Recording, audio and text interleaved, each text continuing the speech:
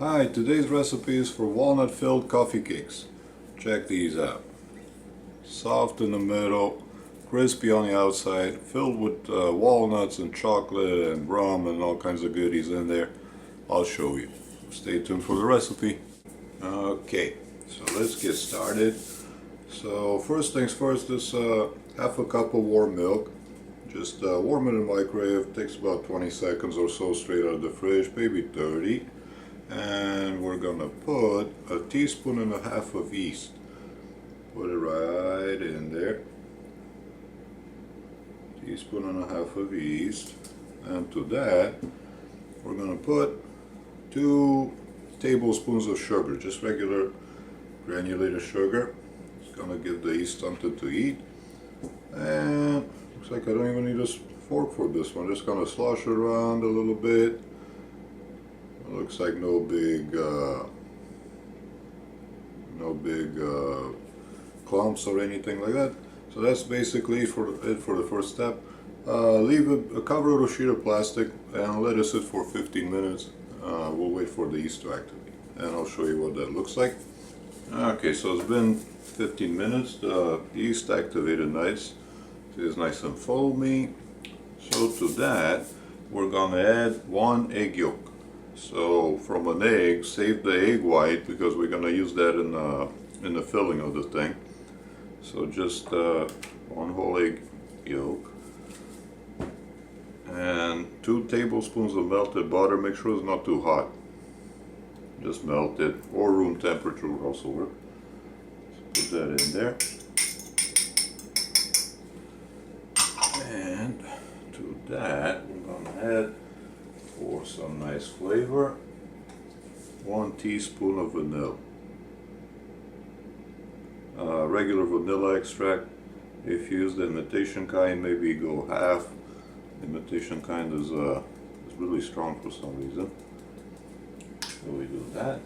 Oh, where'd it go? Okay, so to that we're gonna add 1.5 cups of all-purpose flour. I got a little bit of salt, about 1/4 teaspoon of salt. You need salt in it too, but add it last after the yeast activated. So dump that in there. Go ahead and mix it. With your fork or whatever you got. So just to start activating.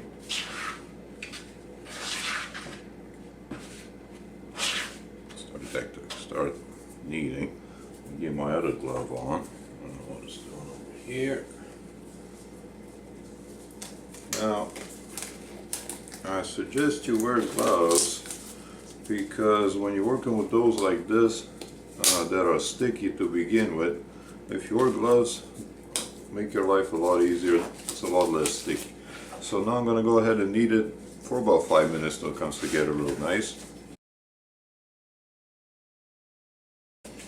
Okay, so been about 5 minutes I think. Came together nice and good. Just kind of flatten it out, put it in your bowl, cover it with plastic wrap, and leave it for at least an hour and a half. It's gonna double, maybe triple in size, and we're gonna come back and show you what it looks like. Just put it on the side. Okay, so while you're waiting for our dough here to rise, might as well make the filling for these walnut bites. And this stuff has a lot of flavor in it. A lot of flavor, and it's going to look real fancy when you're done. So over here I got about 3, like I said, I'm making a small batch. So I got 3 ounces of walnut butter. Real good stuff. Just make sure you mix it, has a lot of oil in it. And to that we're going to put, this is about 50 grams, 1.75 ounces of milk chocolate. I don't like to use dark chocolate for this recipe. It's just a little too intense of a flavor, and it kind of messes the other flavors. So that, give it a nice little whirl, and then we're going to put 1 teaspoon of rum extract it's really strong stuff, but goes really well with walnuts and chocolate. So 1 whole teaspoon of this stuff.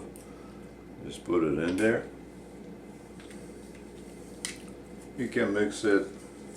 I don't know, I just use a spoon. Seems like the easiest thing to do. Go. Those chocolate chunks, when you chop it, obviously it's not going to be even, but it's going to melt in the oven and kind of make like a syrupy type of deal. So that's part of it. So this is that egg yolk that we saved from making the dough right there. So just give it a little whisk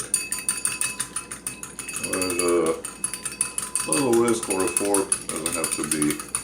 Just you want to kind of break it up. You don't have to fluffy it up too much.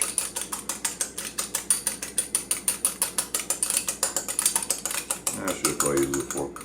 And you go to that. We're gonna put 2 more tablespoons of sugar. Just dump it in there.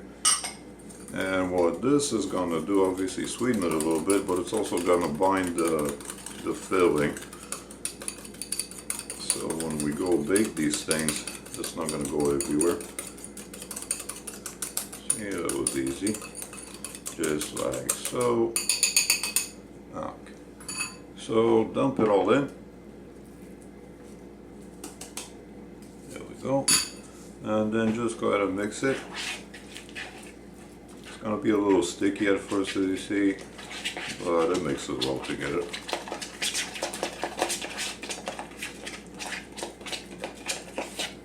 Perfect, look at that. Beautiful mess. So that's it for the filling. And now this thing also has a topping. So we're gonna make the topping for it. This stuff is kind of a little killer. This is like fancy bakery type of stuff right here, but it's really easy. So over here I have half a cup.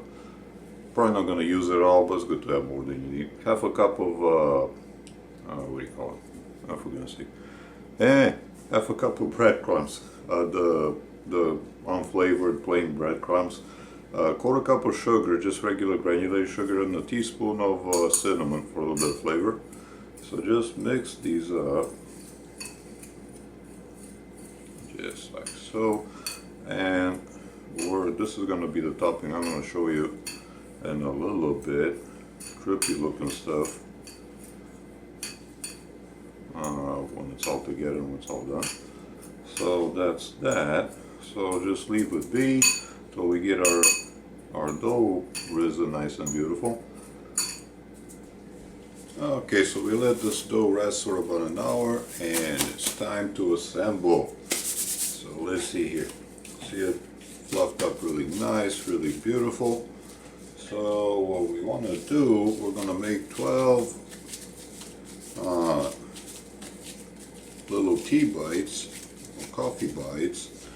So what you want to do first thing, have a little flour handy just in case the dough's a little sticky. You don't need a rolling pin for this one or nothing, just kind of when you get the dough out, squish it down again, knead it a little bit, make it into a log just like so, and then we're going to split this into 12 equal pieces using the eyeball method.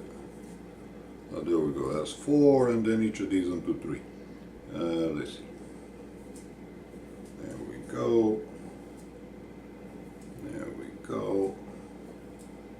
Might be a little more than a bite size each, but that's the name they were given,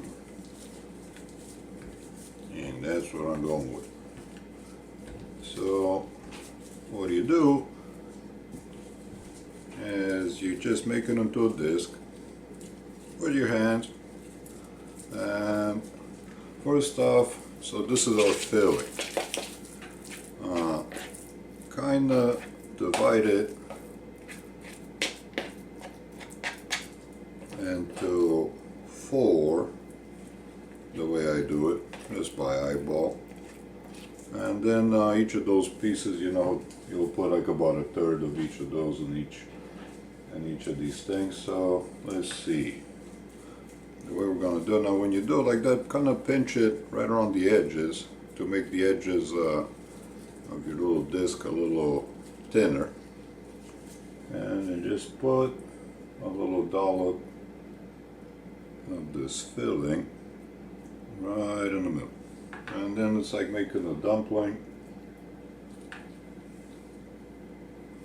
Just pinch it, just like so. And you make a little ball. Now this type of dough is very good for this particular endeavor, since it sticks to itself very easy. So we're going to assemble the thing. I'll show you. So over here I got a couple of tablespoons of melted butter. This is our that filling that we made with the breadcrumbs, sugar, and cinnamon powder. Just make sure it's mixed nice and good and evenly. You can taste it for sugar. You don't want it too sweet, but you know, you want it sweet because the breadcrumbs, yeah, they do have a little bit of salt in them. So what you want to do is you just dump this little ball in the melted sugar, and that way this stuff's going to coat it really beautiful. And you put it down with the crimp side down. So you put it down just like so. Okay, perfect. So the leftover stuff, just drizzle a little bit more right on top.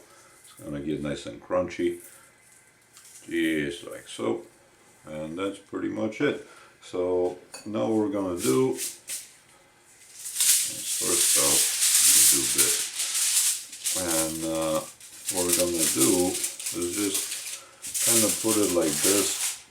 Put your sheet of aluminum foil, just tuck it in around so it catches all the potential butter that may come out, and just cover it back kind of loosely with a sheet of plastic, and we're going to let this rise for about another 45 minutes. It's going to poof up nice, and then I'll show you what they look like right before we put them in the oven.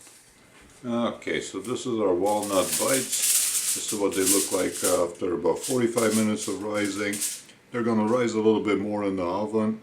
So put them, preheat your oven to 350, and they take about 25 minutes. It's gonna get a nice little browning on top of it going on, and I'll show you what they look like when they're done. Okay, so here's our walnut cakes. Spent about half an hour in the oven at 350. I'll let them cool. They're nice. I mean, check this out. Look really good.